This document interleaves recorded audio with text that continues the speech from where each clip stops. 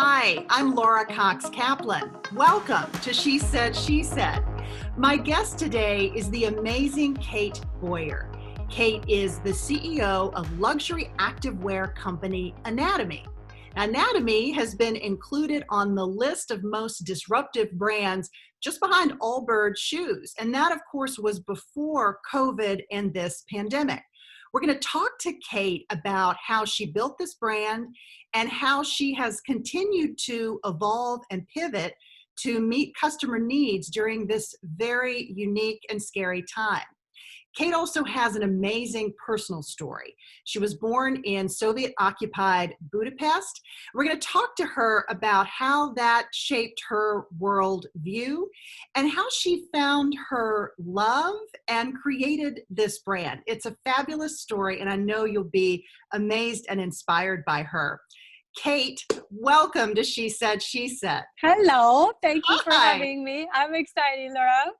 I'm so happy to have you. As you know already, I'm a big fan of your brand, and I'm wearing the camo cargos, even though I don't think people can actually see those from where. You should stand up and show your butt. That's what we're famous for. We make your butt look good. I wish my butt looked a little bit better right now. Maybe Sure after the pandemic. So, Kate, tell our listeners and our viewers a little bit about what makes Anatomie so special. Well, ladies like yourselves wearing them, number one. I mean, seriously, yeah, it's an incredible database of like-minded ladies that are stylish, affluent. They know what they want. They appreciate good quality, and they know a good one when they see one.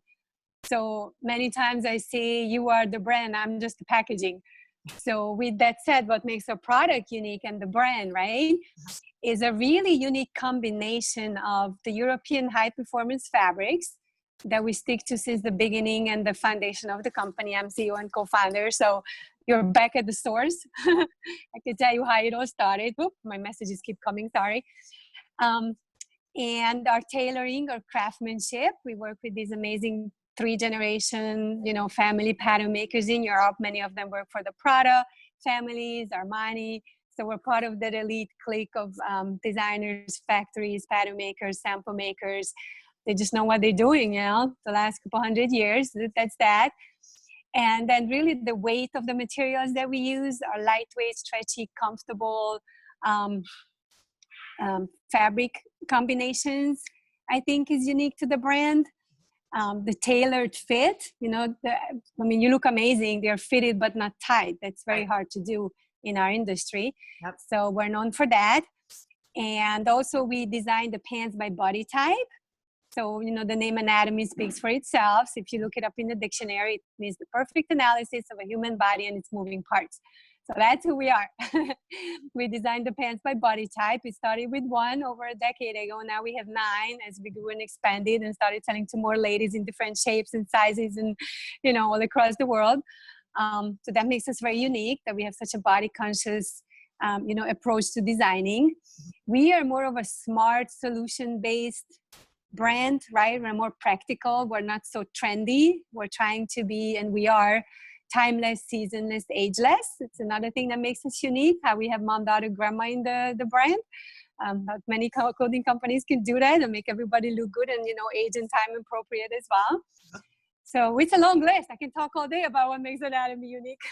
No, it's fantastic. The product itself is fantastic. And for those who are actually joining us via our YouTube channel, you'll notice that Kate and I are actually wearing the same, without coordinating. I have it on. I have it on. We make. Exactly. I have it on with her great leather jacket and the camo cargos, as I mentioned before, but you sort of get an idea of how you can sort of mix it up. It's a great classic white shirt. So, Kate, well, you see this mesh, look, let me just point out. See, this is what makes us also unique. You have the same sleeves, right? Your shirt has mesh sleeves or it's solid? No, it's like that? Yeah, they're mesh, just like that. Oh, yeah. Okay. So it's a power mesh. It doesn't snag. It's impossible to ruin if ladies like jewelry and things like that. And it's also SPF 70. So we're moisture wicking, antibacterial, UV protective, but all in a nice white crisp shirt, which we designed. I can tell you why. Whoops. Sorry. behind the scenes. See, I move too much. I can't sit still. I told you. I like Fontaine, but it was so like wrinkly and it was like kind of overpriced. I'm like, we need our own white shirt that can just stay crisp no matter what, that I don't have to worry about. It looks good everywhere I go. So that's how it was born. Yeah, no, it's absolutely fantastic. So the product is great, the brand is great, but I want you to talk a little bit about your own personal story, because where you sort of how you evolved and found your career and your passion and your calling is a fascinating story. As I mentioned in the intro, you grew up in Soviet occupied Budapest, Hungary in the 1970s. Talk to me about what life was like and really where this inspiration originally came from. So what life was like, right? So definitely I'm the generation that took down the Berlin Wall. So you have probably seen the CNN in the 80s. That was our 90s.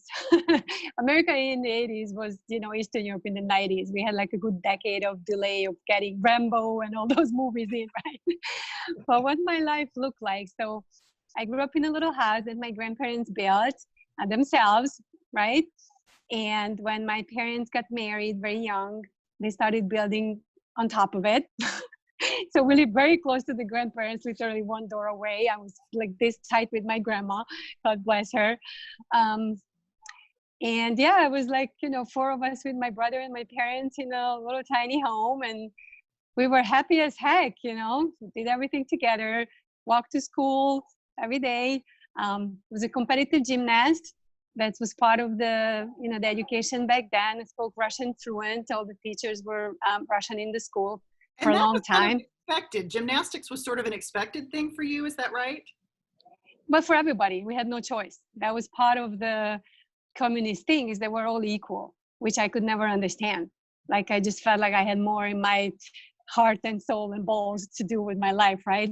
But even little, it's really interesting how you have that. And I'm sure you see it in your kids and see it in my daughter, that they have their own personalities.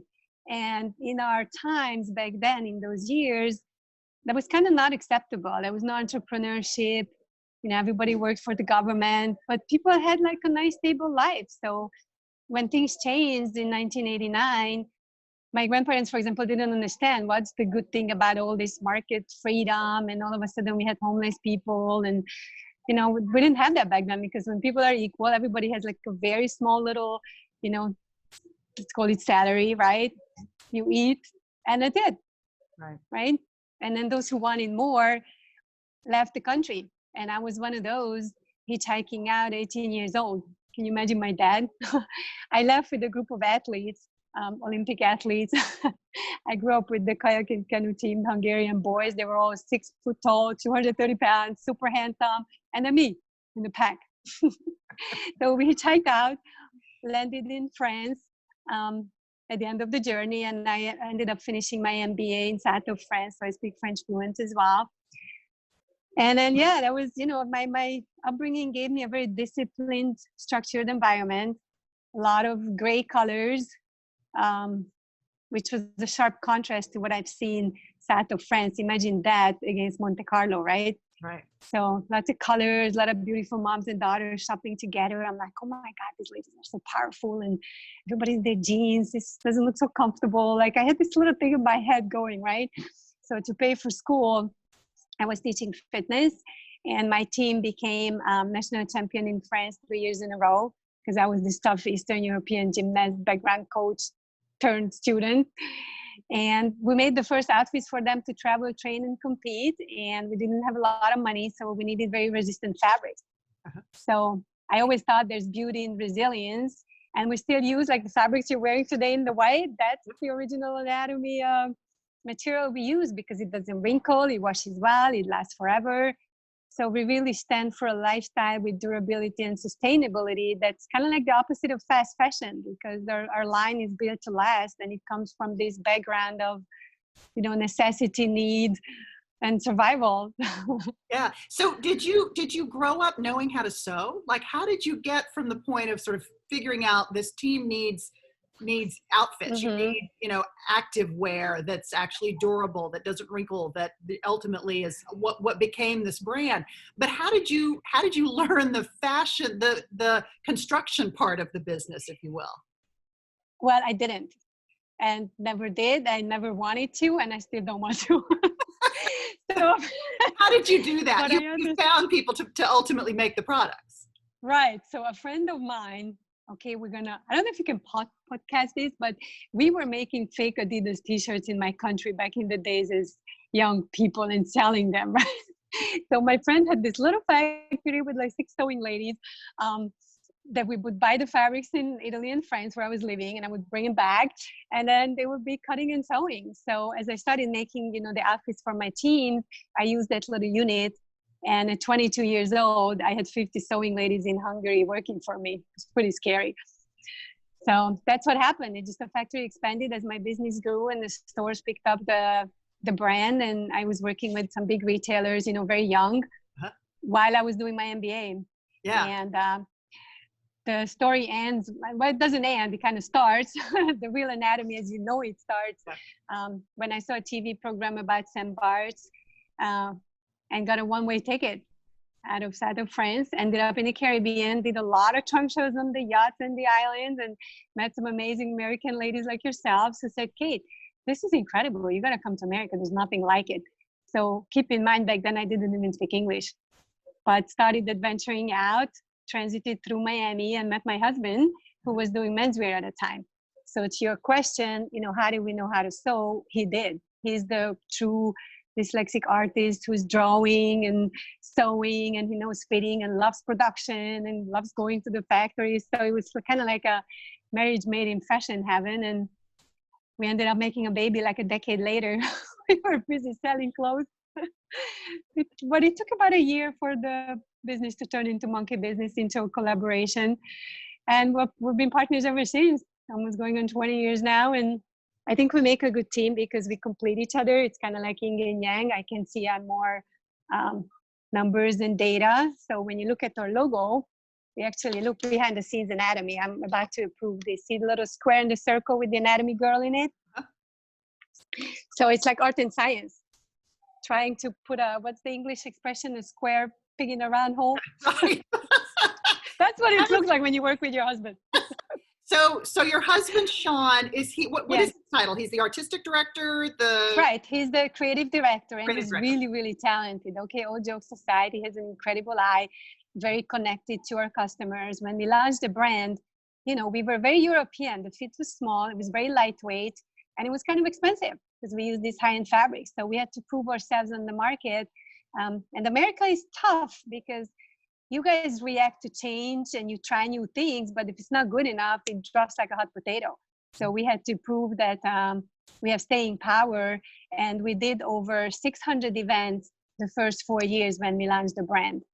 So we did trunk shows from Silicon Valley to the Hamptons to Texas to, DC in your area, all the country clubs, Pilates studios. We were following the lifestyle of our customers, and over the years they were telling us, Kate, Sean, listen guys, I pack this everywhere I go.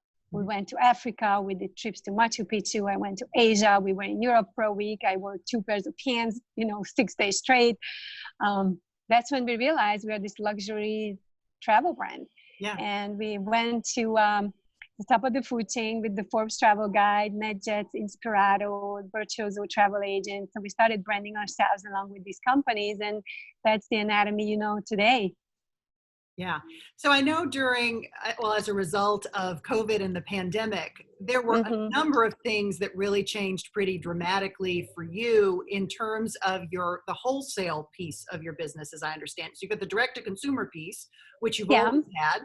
Right. But this was another piece that was a fairly big piece of your business. Talk a little bit about that and the relationships with high-end resorts and with cruise ships and things like that.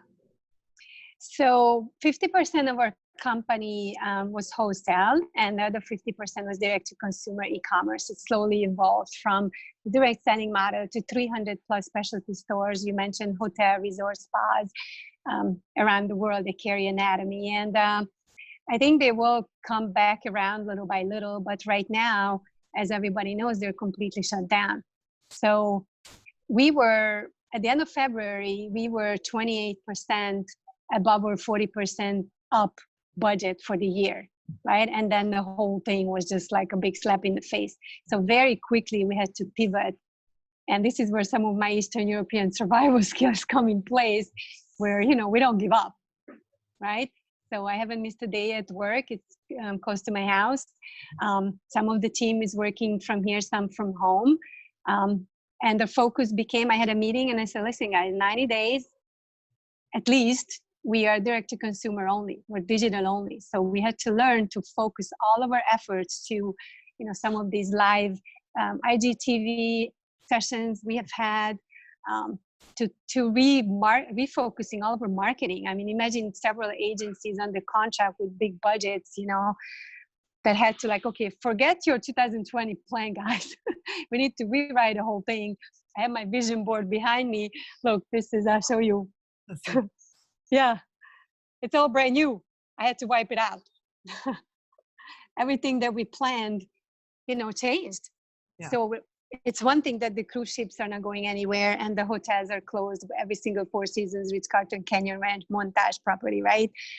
Neiman Marcus, store of golf shops. We have a really nice golf distribution as well in 80 of the premier golf shops. Even though the ladies are golfing and they're buying online, the shops themselves are closed. So yeah, that was an interesting pivot. Where was I going with this? I was doing something. Well, you were talking about, you mentioned how your upbringing ultimately, you just plowed through. I mean, you saw a problem, you set about to solve it. I think what people would find really interesting is how you did that, right? Do you have a toolkit or something that you turn to? No, and there's no book, remember? There's no book written. We're on unknown territory, all of us. Big brands, small brands, it's uncharted, never seen before times. Mm-hmm. So no toolkit, no book, no nothing. It's day by day, team meetings, and challenging everybody to do their best. And I told my team, listen, I need your brains working, guys, together as a team.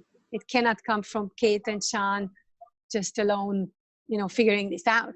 So our wholesale manager, gentleman, his name is Kevin, two options, right? You lay him off or you change the job description. Mm-hmm. So there was an amazing company called Worth, New York based, direct selling model. They got sold to a private equity firm, but it basically went not bankrupt, but they shut it down. They couldn't operate it the way the founder did back in the days. And it left a network of 400 ladies who sold clothing for 20 years around the country in the wealthiest neighborhoods.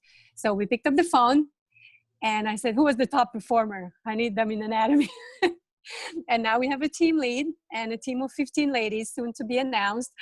You're actually probably the first one to know around the country that we have 15 of their top performer stylists engaging and starting to sell Anatomie starting next week and forward. They just got their sample sets. So my wholesale manager is now the VIP stylist manager's team, training them on the back end, order entries, inventory readings, and things like that. So instead of helping 300 stores, he'll be helping 15 ladies. I don't know how he's going to handle that, but yeah, these are the choices. Yeah, I mean, it's so interesting because you are really doubling down on your direct to consumer model, but through both a different sort of marketing channel, but also through these stylists or sales associates, if you will. And so it changes both the way that you manage the different elements of the brand. It changes the way in which you interact with your customer. I'd love for you to talk a bit more about, because I know how passionate you are about your relationship with your customer and how important she is. Talk a little bit about, maybe give people some advice for how you build that connection and how you really listen and hear her feedback. Means from day one, these ladies gave us a lot of tough love, right? Just by their personalities, they say things as it is, good or bad. Uh-huh. So when they mention bad things like, Kate, listen, I'm paying $800 for 4 pieces. These snaps cannot be popping off. When we started the company, we had this idea that the pants could look like jeans, but they feel like sweatpants. But the fabric is very light, and we like the hardware, both Sean and I, that goes in jeans. They would pull out because it was so light. So until we, you like ladies like us have, Kate, really, you guys get your act together. That's how they talk to us. So I said, you know what, quality control team, I went to the factory. I'm like, we need to fix this because these ladies just going to buy more pants. It has to last. It has to do what it says we promise it's going to do, right? There's no tricking these ladies. They're smart, right? So you have to respect your customer. I think it starts with that and listen to that voice, because at the end of the day, that's all that matters. Yeah. So from there, between the founder's vision and having this connection with our end users, I had to teach it to the team as well, because everything in the corporate culture has to respect this DNA that we have so much in our heart as founders. So that took a while, right? And it takes the right team. And there were some tough decisions down the road. But I was only looking for people who could build this connection and relationship. And it's kind of like your travel agent and your doctor that knows your body. I was teaching our customer service ladies, listen, you need to be best friends with these ladies and know everything about their kids and husbands and the divorce and whatever, a gay marriage, whatever comes up, right? You need to be like tight and close. So there's a trust factor that's built over time. And you have to earn it. You have to be patient, because it's not a one-time happening. And I think, you can read in Harvard Business Review, there's a lot of things about branding, but today's brands, the good ones that survive and stick, build this relationship with the customer. You know, back in the days when we were all young, it was just a logo, right? It was McDonald's, and you had a sandwich. It was Nike, you had good running shoes. Now a brand has a meaning. So you have to be a brand with a purpose. So for those out there trying to build that, you need to find your voice, and you need to listen and execute. I tell my team, listen, just give these ladies what they want, and then we'll all be rich. It's so simple. Don't argue. These camel pants you're wearing, it came from a customer of ours that said, Kate, I have your pants in black, navy, gray, khaki, and white. You need to do some prints. I'm like, what kind of print? She's like, well, camel never goes out of style. So we kind of tweaked the idea, added the navy, and it's been selling for years. Yeah. Our 2 pull-on pants came from customers who sent me old Prada leggings and said, Kate, I've had this for 15 years. You just need to put it in your fabric. So we did that. Yeah. So a lot of our best sellers were developed with customers in mind and actually named after them as well. You probably notice all of our styles have female names, like the Hurricanes. There's a reason for that. I love it. How do you know, Kate, which feedback to listen to, right? If you're getting conflicting feedback from your customers, or how do you distill this and know when it's time to make a new product or to pivot from one that maybe you and Sean were very personally invested in, but it's just not working for your customer? I don't know if that ever happens, but how do you know who to listen to? It does happen, actually, when we, it happens if we don't stay focused. It's a really interesting question you just asked. I could put you on speaker at the design team for having a meeting about spring 2021 right now. I was trying to explain this to them. You have to stick to your core. If you deviate too much, right, it starts to look like products that you already have in your closet from other brands who might do a better job than I do at this, right? Nobody beats our pants. Nobody beats this white shirt. Nobody beats our city slicker Kenya jacket or the leather jacket you're wearing for that matter that has stretch panels. It's lighter. It's stretchier than anything on the market. And I think it was retailing around $400. So that's a competitive anatomy package. We need to stick to it. And it stops working if we go outside of our comfort style, sportswear kind of thing, right? We failed. Sean was super excited to add fur colors to our puffy coats. And it was cute as heck. We loved it. And then nobody wanted it, right? Because once you cross the line, you can go to real fur companies and buy the real thing for thousands of dollars, and it's worth it, right? So that's how we know who to listen to. And it tends to fail. I can run reports. I mean, you heard me, I have an MBA, so the numbers don't lie. So I don't want you to think it's subjective or something goes opinion based between Sean and I. I run reports and I look at numbers and say, look, your fur hoodie, so 21 pieces, and my city jacket is going on 3,000. Like, hello, right? The numbers don't lie. So you have to be also smart about the process that way. Yeah. Does that make sense? It makes perfect sense. No, it makes perfect sense. I think it's a really, really hard question, and you can fall into that trap of trying to be all things to all people. Exactly. And what you're talking about is having that discipline, and also I think probably having the team, you and Sean there, having been there from the beginning and knowing what your core and what your DNA is, right? That enables you to withstand the winds that blow so that you can tweak here or there, but not really fundamentally change. It's a tough thing, I think, for any brand to find their core and then really stick to that. Any business. Remember the story when Steve Jobs went back to Apple? Mm-hmm. You probably know he took the grid and he said, okay, it's 1, 2, 3, 4. That's it. What are those 4 products that we're supposed to be doing instead of thousands of SKUs? So that's called over-assorted. It happens in fashion. And when you're a small company and on tight ship with a limited budget, you don't have wiggle room to make a lot of mistakes. So I think Damon John calls it the power of broke, when you are like so focused because you don't have any dollars to waste. Yeah. So our line is really on point. And sometimes I talk to ladies who buy it for the first time and then they come back for more and say, kid, I feel like this was made for me. That's what we want from a first outfit experience. Absolutely. So Kate, how do you think about, given that there's still a lot of uncertainty coming out of this pandemic and what this will look like over the course of the next several months and possibly years, who knows? But how are you planning for the future? How do you think about marketing of your brand when some of those contracts that you had before, they'll come back, but how long will it take for them to come back? How do you think about that? So, well, first of all, our partners tell us. We have an amazing partnership with the Olympic Committee, and I had a contract signed. We were going in July to Tokyo. I had 30 female presenters with their anatomy outfits, fitted, styled, all over the world. I had presenters in Norway. I was so excited because one of the gymnastics presenter was wearing anatomy, not the actual athletes, but just the ladies traveling and presenting the athletes, right? So that's 2021. We know it. It's a year later. So some of them we have dates that the partners tell us. Like I know Montage opens June 1st, Four Seasons July 1st. So we have the dates. But for now, we are a global lifestyle brand. If you look at our social media, and again, I let the customers take the lead. But a couple of days into the lockdowns, we started getting pictures from our customers like yourself. Remember you sent me yours with your son and your daughter and just hanging out in the pants? And I have a family, a father and 2 sons in the men's pants grilling in the backyard and lady homeschooling 2 kids. So, they told us, Kate, even though we're locked down, this is the most comfortable thing I can wear today. So it's not just work from home and you put on your white shirt and you put on lipstick and it's like, oh my God, I'm dressed up. I feel great. I'm so confident. Right?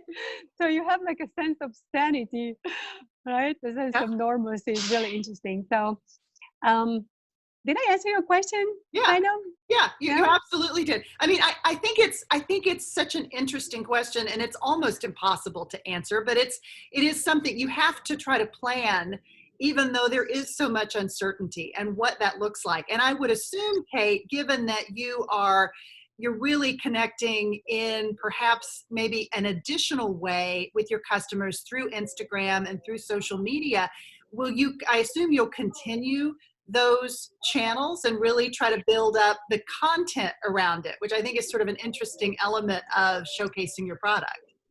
You're so smart. So if you want to join our company, I have an office for you in Miami. Well, I'm already dressed for it. So smart. Yeah, you're so smart. I'm wearing the outfit. You're like hitting the nail on the head. So, for the first reaction of the shutdown, how do we communicate with the ladies? We went live on Instagram TV. I've never done it with my life. And we had thousands of views and an extremely engaged audience with hundreds of questions. The first 30 minutes we went live. And I started introducing our team, our stylist, our shipping manager. And now it's becoming a division because the sales from those days and the surrounding couple of days are building a department on its own. So now we have a division called virtual selling. It's incredible because in the last 6 weeks, you ladies showed us that you want it. So it's becoming, even in our accounting, our investors and our board is noticing like, okay, you have .com, yeah, you have your virtual selling, then you have your in-home stylist as well. a direct-to-consumer model, which for us, you heard the beginning of the story. Yeah, I could pivot in my sleep, right? Sean and I launched the brand like that, from home to home, from one lady at a time. We called it one sandwich at a time. We're back to that. So to me, I'm not going to say business as usual, but we're not scared because we've done it before. Yeah. You know what I mean? Yeah. So long-term plans my 5-year plan haven't changed. My 3-year plan hasn't changed. We're still in the middle of our Series B round. This is the 3rd round of financing, and we still have interested parties and some commitments already for the next round of funding for Anatomie. But it's really, if I can give any advice to somebody, this is not a pause or a standby button. This is a fast forward into the 22nd century. And for those who can catch up and learn fast and pivot fast will survive. And the brands that make noise during these times will be remembered for a very long time. And at the same time, a lot of dinosaurs who were already struggling are going to disappear. So it's kind of like a natural selection and survival of the fittest that's happening, not just in the apparel industry, but I'm sure with restaurants and all the other, industries as well around the world. It's scary in a way, but now you know me, I'm not afraid of anything. I love the challenge. Yeah. I think we're having fun actually. Yeah. No, I See, mean, I'm like bouncing. I'm sitting on a ball, right? I'm so excited, it gives little brands like us, not little, but, smaller brands, a chance to become a household name. Yeah. Yeah. Any advice for people who maybe are struggling with their positivity? I mean, you're really embracing this change and this challenge. And I have to believe it probably comes from your upbringing, your mindset, the way you were raised. I mean, all these things presumably factor into how you view the world. But if you could give people maybe one piece of advice for how to really embrace change and maintain that level of positivity, what would you recommend?